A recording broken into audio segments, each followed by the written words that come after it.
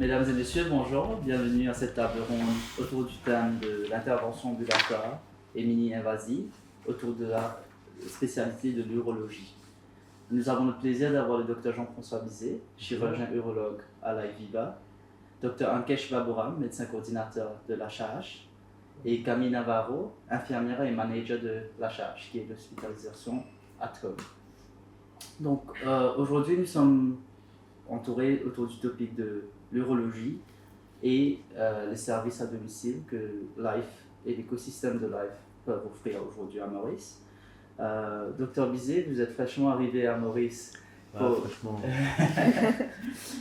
J'aimerais bien que vous nous parliez un petit peu de l'urologie, de votre spécialité et des techniques que vous apportez à Maurice en ce moment. Alors, l'urologie, comme vous savez, c'est une spécialité qui s'occupe de l'appareil urinaire de l'homme et de la femme et de l'appareil génital masculin et des spécialités qui vont, enfin des pathologies qui vont avec l'appareil génital masculin.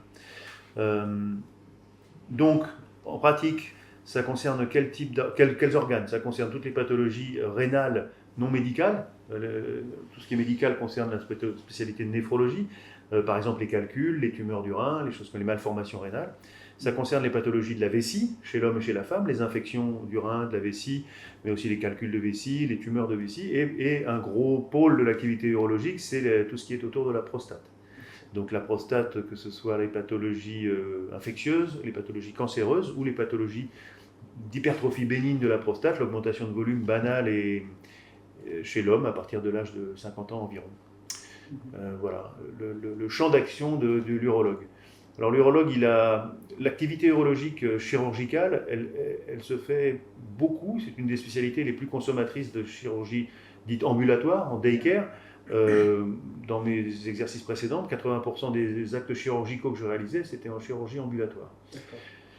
Donc ça concerne tout un champ d'activité urologique, que ce soit des investigations diagnostiques comme les biopsies, que ce soit aussi pour traiter les calculs des reins, pour des procédures endoscopiques, tout un tas de procédures endoscopiques.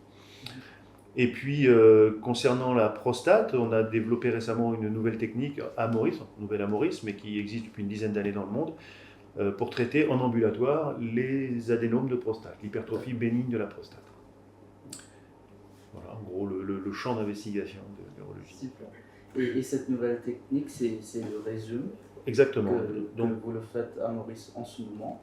Et quels sont les avantages que ça rapporte au traitement de l'hypertrophie bénigne de la prostate? Dans l'hypertrophie bénigne de la prostate, les premières étapes, souvent, c'est un traitement médicamenteux. Ouais. C'est-à-dire qu'on va donner aux patients des médicaments qui les aident à gérer les symptômes urinaires liés à cette augmentation de volume de la prostate.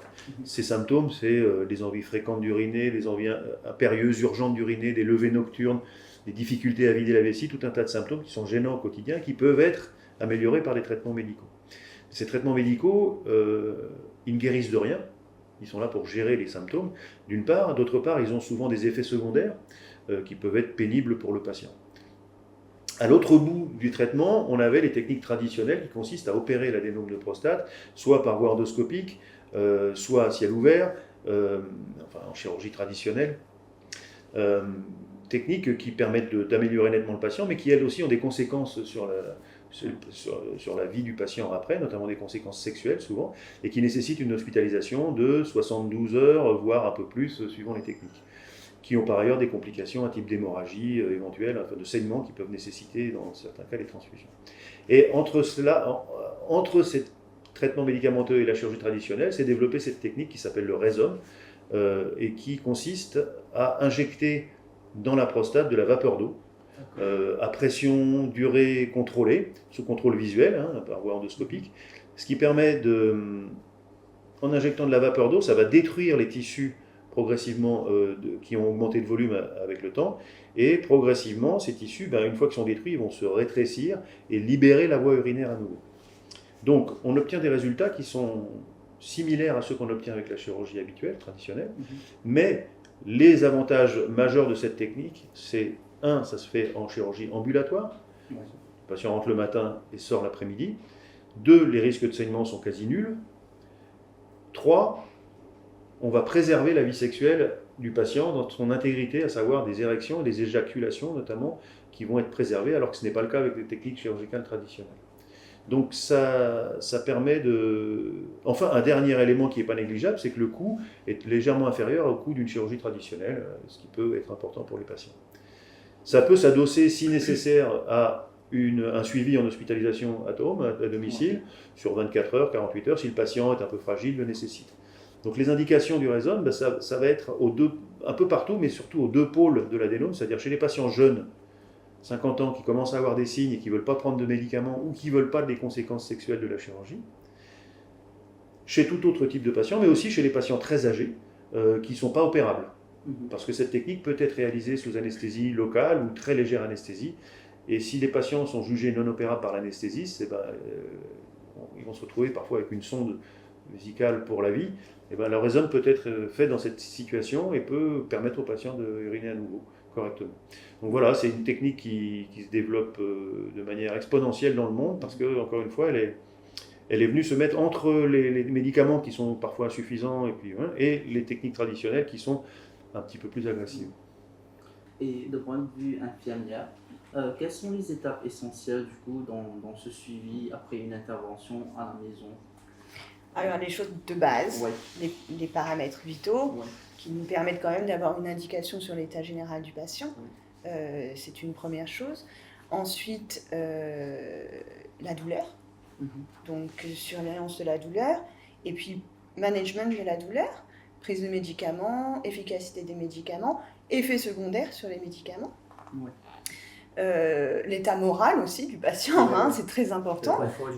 Le confort. Ouais. C'est vrai que souvent, en plus d'être à la maison, ça leur permet de faire plus de choses, d'être plus en activité, donc une meilleure réhabilitation. S'il y a une présence de sonde urinaire, nous, on va surveiller évidemment la qualité et la quantité des urines, son aspect.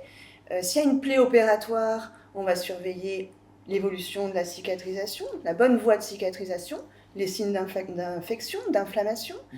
Et ce qui est très important, c'est la coordination, la communication avec l'équipe médicale, pour nous, l'équipe infirmière. Super. Et avec Life, le focus est sur la pluridisciplinarité. Donc, c'est quelque chose qui est facile à gérer, j'imagine, ça a de ses complications. Mais pour le patient lui-même, il a fait la chirurgie avec le docteur Bizet, il a le docteur Baboram qui vient faire les suivis et l'infirmière. Donc, pour le patient, elles se sont vraiment... le patient se sent complètement soutenu, parce que nous, à notre niveau, on va s'occuper aussi de lui emmener les matériels, les consommables, les médicaments si besoin. On peut aussi, par différents partenaires, lui proposer d'autres services, d'autres besoins qu'il pourrait avoir. Et en fait, il est complètement soutenu, physiquement, mais aussi moralement, mais dans son environnement, et la famille aussi. La famille aussi. Pour Dr. Babouin, peut-être, quelles sont les stratégies mises en place pour assurer une gestion efficace? Par exemple, on a parlé de la douleur post-opératoire à la maison. C'est quoi un peu les techniques que vous utilisez en ce moment pour gérer tout cela? Déjà, dès la prise en charge du patient en HAD, après un plan de soins bien établi par le spécialiste, le médecin référent, donc on fait la visite, on fait une première visite chez le patient pour voir vraiment l'éligibilité d'être un candidat, un patient potentiel pour l'HAD. Alors son environnement, son milieu, son entourage. Donc après avoir établi tous ces critères, nous prenons en charge le patient et nous communiquons le soin à nos infirmiers. D'accord. Donc, gestion de douleur, des pansements, des visites régulières du médecin et une communication constante en étroite collaboration avec surtout le médecin référent. Donc, le médecin, il est toujours en boucle tous les jours de l'évolution du patient. Et ça ne s'arrête pas juste à la visite. On est de garde avec le patient et son entourage. S'il y a quoi que ce soit entre les visites, il nous fait savoir et on communique tous les paramètres nécessaires aux infirmiers en temps réel et aux chirurgiens. Aussi à noter que après la prise en charge, on a un dossier au domicile du patient où tout est documenté pour que les visites se fassent en bonne et due forme et que le traitement est suivi à la lettre. D'accord. Pour revenir un peu sur l'urologie, on a mentionné au préalable les calculs rénaux. Quelles sont les options actuelles pour traiter ces calculs rénaux sans recourir à la chirurgie invasive? Alors le traitement des calculs va dépendre essentiellement de la localisation du calcul. Est-ce qu'il est dans le rein, dans le canal, dans la vessie, mais aussi de sa taille et de sa nature. Plus les calculs sont gros, plus les procédures vont être éventuellement compliquées. De la même manière que pour la prostate, ça a quand même beaucoup évolué ces 10-15 dernières années, avec notamment la miniaturisation des instruments d'endoscopie et l'apparition de lasers pour traiter les calculs. Actuellement, moi, j'ai une grosse activité de calcul depuis des années. Je n'ai pas opéré en chirurgie ouverte un calcul depuis 20 ans. Wow. Donc la chirurgie ouverte du calcul, ça devient extrêmement anecdotique. Donc en ambulatoire, pour revenir un peu au sujet, on peut traiter un peu tous les calculs en ambulatoire, notamment par voie endoscopique, par les voies naturelles, avec des appareils souples qui permettent d'aller dans toutes les cavités urinaires, depuis la vessie jusque dans le rein, de visiter, de fouiller le rein, d'aller traiter tous les calculs. Alors bien sûr, si le calcul est volumineux, ça va pouvoir nécessiter éventuellement plusieurs séances. Une, deux, parfois 3 séances, s'il y a des calculs volumineux qui vont être 3 séances de fragmentation du calcul au laser. Mais ça va être 3 fois de l'ambulatoire versus hospitalisation de 4-5 jours, donc c'est quand même cohérent. Bien sûr, ça a un coût pour le patient ou pour l'assurance. Si les calculs sont assez volumineux dans le rein, il y a des techniques de chirurgie qu'on dit percutanées, c'est-à-dire à travers la peau, qui permettent de faire un petit tunnel jusque dans le rein, et là on a un accès un peu plus important qui permet de casser plus fort les calculs et de les extraire. Mais là, par contre, ce n'est pas une chirurgie qui actuellement peut se réaliser en ambulatoire. Voilà, mais je dirais que 90% des calculs sont actuellement traitables en ambulatoire par des procédures endoscopiques. Et puis il reste 10-20% de calculs qui sont plus volumineux, qui vont nécessiter de la chirurgie percutanée, et de manière très rare, sur des calculs très volumineux, qu'on dit coralliformes, c'est-à-dire en forme de corail, tellement ils sont gros, ou en anglais on dit staghorn, c'est-à-dire les bois de cerf. Ça ressemble un peu à ça. Ces calculs peuvent nécessiter une chirurgie ouverte. Mais encore une fois, ça reste maintenant très très marginal. Et Camille, peut-être, si vous pouvez nous dire un peu plus sur... on a parlé du rôle de l'éducation des patients et des entourages pour la réussite et la réhabilitation du patient, du traitement du patient.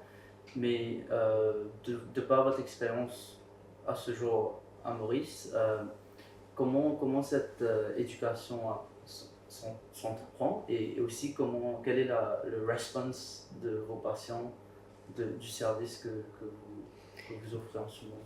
Bien sûr, l'éducation, c'est une partie très très importante du rôle de l'infirmière, probablement même du rôle de tout le corps médical. Ça responsabilise le patient d'une part, ça l'autonomise, et ce qu'on cherche de toute façon, c'est toujours des patients qui restent le maximum autonomes. Et ça peut parfois être l'entourage également, sur différents points. Alors, si on prend vraiment le cas d'une chirurgie urologique, l'éducation, elle va d'abord consister à une hygiène personnelle, hygiène de vie, hygiène alimentaire, bien manger, bien boire, faire un petit peu de marche aussi en post-opératoire, alors pas trop, mais quand même. Il va y avoir toute une éducation par rapport à la plaie, s'il y a une plaie, par rapport à... Une surveillance aussi. Comment ? Une surveillance. Une surveillance, exactement. Il peut y avoir une éducation par rapport à une sonde urinaire. Alors, comment la positionner, où la positionner, plus bas que la vessie, ne pas la laisser traîner par terre, ça peut paraître bizarre, mais oui. C'est aussi une éducation à surveiller des signes de complications, sa fièvre ou une douleur qui n'est pas normale. C'est là où l'entourage a son rôle clé de oui, surveiller. Mais il y a aussi une éducation de l'entourage qui, parfois une opération, ça fait un petit peu changer le mode de vie. Ça peut être temporaire, mais ça permet à la famille de comprendre et d'accompagner le patient dans cette phase dans ce parcours de guérison. Donc oui, l'éducation, c'est très très important. Et encore une fois, c'est les avantages qu'on a à faire sa réhabilitation à la maison qu'on a déjà cité. L'éducation est primordiale parce que le patient, il a sa responsabilité du coup. Il est acteur de son rétablissement. Et en disant tout cela, j'imagine il y a quand même beaucoup de défis dans votre parcours post-opératoire. Donc pour vous, c'est quoi les principaux défis au niveau post-interventionnel à domicile et comment vous remédiez à ces défis que vous voyez dans des différents cas? Alors, comme l'a dit le docteur Ankesh, déjà nous on fait un assessment, déjà, parce qu'il peut y avoir des défis tout bêtement dans les locaux. Les maisons ne sont pas des hôpitaux, donc les chambres sont parfois à l'étage, où il y a des marches pour rentrer dans la salle de bain, où les portes s'ouvrent du mauvais côté, des choses très très très basiques. Ensuite, la propreté, of course. Et quand on est hospitalisé, le soignant rentre dans la chambre, ses patients soignants, on demande souvent à la famille de sortir. Là, on fait souvent les soins très entourés, donc ça peut être parfois un peu gênant, ou ça peut aussi perturber le patient, d'avoir son épouse à côté, ses enfants, peut-être qu'il est moins dans la communication avec le soignant, mais c'est pour ça que nous on a des techniques aussi. On a établi des protocoles. On a établi des protocoles, exactement. On en discute beaucoup. C'est aussi énormément l'avantage, c'est qu'on a des moments où on fait nous-mêmes des tables rondes et on se conseille les uns les autres si on est face à des difficultés et on s'adapte. Le domicile, forcément, c'est quelque chose où il faut... C'est du sur-mesure pour le patient, parce que le sur-mesure. patient est au centre du soin, donc chez lui. Donc c'est pas dans notre milieu plus conventionnel. Super. Et nous avons parlé des techniques mini-invasives en ambulatoire et le suivi post-opératoire qui se fait à la maison. C'est déjà une innovation et un avancement dans le soin qu'on offre localement surtout. Mais Dr Béziers, peut-être vous pouvez nous dire un peu plus comment vous voyez l'évolution de ce parcours pour nos patients, mais aussi que dans le futur, les traitements mini-invasifs, bien sûr, auront un rôle très important, mais vous voyez cela aller dans quelle direction pour localement surtout? La culture de l'ambulatoire à Maurice, elle est encore très peu développée. C'est vraiment, on est un peu pilote sur cette histoire. Et ça doit entrer dans les mentalités de tout le monde. Ça entre dans nos mentalités à nous parce qu'on promeut le projet, mais des médecins correspondants, mais aussi des patients qui sont un petit peu réticents parfois à se dire l'ambulatoire, je rentre chez moi, vous êtes sûr? Il n'est pas serein. Et oui, ils ne sont pas forcément sereins, c'est notre rôle de les rassurer, mais donc le développement de l'ambulatoire, c'est vraiment un projet de tout le monde, quoi. Ça va depuis les patients jusqu'au... Il faut aussi convaincre certains chirurgiens et anesthésistes de l'intérêt de l'ambulatoire. L'ambulatoire va avec le développement des techniques mini-invasives. On vient d'introduire par exemple le Rhizome, qui est vraiment une technique mini-invasive, donc qui trouve vraiment sa cohérence en ambulatoire. La chirurgie du calcul, les investigations, les biopsies, tout ça, ça peut être fait en ambulatoire. Les traitements du calcul, en urétéroscopie souple, dont on parlait tout à l'heure, on est actuellement les seuls à les réaliser en ambulatoire, même si c'est fait ailleurs, mais ils les gardent les patients 24-48 heures. Juste pour voir si par habitude, à mon avis, par habitude, plus que par nécessité. Voilà, donc en fait, le développement de l'ambulatoire, il est inéluctable. En France, 70 à 80% des actes chirurgicaux réalisés dans les hôpitaux, enfin surtout dans les établissements privés, mais aussi dans les hôpitaux, sont réalisés en ambulatoire. Et aux États-Unis, c'est encore plus, c'est 80 à 90%. Pour des raisons de coût aussi, mais aussi parce qu'ils ont des structures d'HAD derrière, ils ont des structures d'hospitalisation légère, type hôtel, hospital, on va dire, c'est un mélange d'hôtel et d'hospitalier, qui permet de réduire les hospitalisations, à la fois pour des problèmes de coût, mais aussi pour des pour ce qu'on disait tout à l'heure, diminuer le risque d'infection nosocomiale, et puis plus vite on est rentré chez soi, mieux on récupère, en général. On libère aussi des lits dans les hôpitaux qui peuvent augmenter les patients à avoir des interventions sur une courte durée. Bien sûr. Plus bénéfice pour la population. Ouais. Et au niveau de concepts pratiques, on a parlé de l'éducation de nos patients, mais au niveau de concepts pratiques, pour quelqu'un qui s'apprête à faire une chirurgie et qui a eu l'information, il a été éduqué, il connaît ce qu'est la chirurgie ambulatoire, mais comme on a dit, il a cette habitude et cette anxiété de dire ben, je préfère aller dans une clinique et rester pendant 3 jours, j'ai tout le monde là qui va me suivre. Bien sûr, on en parlait des risques, mais pour un patient qui est dans cette situation, c'est comment le conseiller, quel conseil vous lui donnez dans ces cas? Mais de faire confiance aux professionnels de santé, bien sûr, et qu'il récupérera mieux post-opératoire, au lieu d'être gardé à la clinique 24 heures, voire même 48 heures, juste pour qu'il passe les calculs fragmentés, c'est plus bénéfique. Après, on convainc d'autant mieux le patient qu'on est soi-même convaincu de l'intérêt du truc. Ouais. Donc il faut soi-même être convaincu, le chirurgien, mais surtout le fait de lui dire qu'il n'y a aucun problème, ça se fait comme ça dans le monde entier. D'autre part, si besoin, on a de l'hospitalisation à domicile derrière, et si besoin, on a de l'hospitalisation traditionnelle derrière. Donc en fait, c'est pas, on ne le jette pas dehors en disant débrouillez-vous chez vous, c'est le plus cohérent et le plus simple, c'est de rentrer chez vous ce soir, mais si besoin, on peut mettre quelqu'un qui vous surveille derrière. Si besoin, vous pouvez être hospitalisé. Vous voyez, c'est pas un abandon, c'est tout un... Et ça va des deux côtés. Si jamais il y a un souci ou une complication urgente, ben, l'HAD est là, le médecin est là, on prend en charge. S'il faut le transférer à la clinique précédemment, ben, on le fait. Bien. Donc c'est pas un point final en HAD. Ouais. On peut rebasculer c'est ça. À la clinique. Ouais. Super. Ben, je pense que l'écosystème qu'on a exploré un peu ici là, démontre que le parcours du patient, at the end of the day, n'est pas un parcours nécessairement one way. Il y a plusieurs facettes et plusieurs innovations aujourd'hui qui peuvent apporter des solutions que précédemment c'était pas le cas. Et sur cela, je vous remercie vraiment de nous avoir fait explorer cet écosystème de soins. Et je vous demanderai juste un petit mot de la fin si quelqu'un en a pour vraiment donner peut-être un petit conseil ou summarize. C'est là. Un mot de la fin.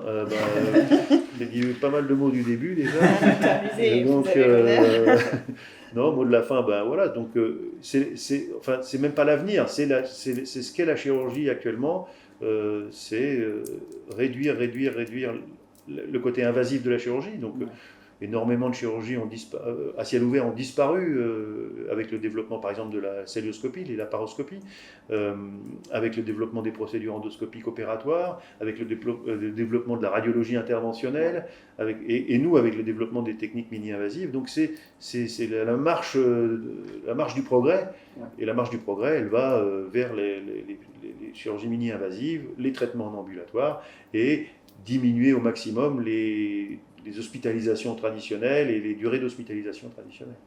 Super. C'est un bon mot de la fin? Super. On irait toujours mieux à la maison. C'est cela, je vous remercie beaucoup et j'invite notre audience à poser vos questions en commentaire et n'hésitez pas à nous contacter pour plus d'informations. Merci encore Dr Bizet, Camille et Dr Baboura.